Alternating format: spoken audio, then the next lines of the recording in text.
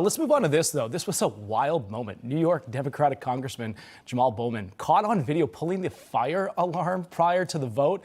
The congressman claiming it was an accident. He was a middle school principal before getting elected. The guy knows where a fire alarm is and how it works. Reports show that Bowman, he saw this emergency exit sign and still pulled the alarm. House Republicans claim that this was a deliberate attempt to obstruct government proceedings. Matt, what do you make of this? Does this qualify as obstruction?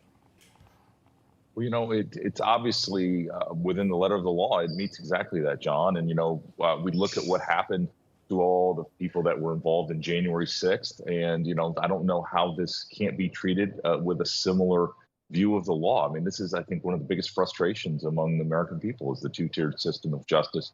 And you have certain people that skate on these types of interfering acts. And at the same time, you have folks that are pounded with 22 years in prison. It just can't be that one party is treated differently than, another party's supporter. Speaker McCarthy addressed it yesterday. Let's watch that clip. But this should not go without punishment.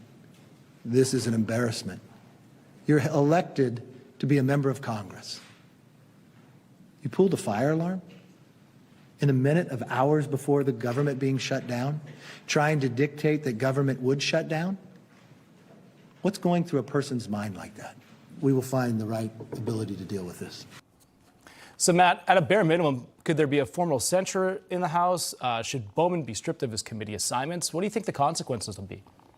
Yeah, again, I go back to what I said earlier, and that is that it seems like, under Nancy Pelosi's reign of terror, you had so many examples where members were punished for much less than this. And again, I point to others that have been, charged to the fullest extent of the law.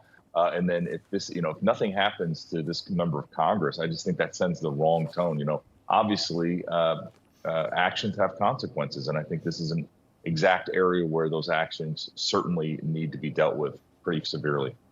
Completely agree. Thank you so much for your time, Matthew Whitaker. Appreciate you coming on here on Sunday. John. Thank you.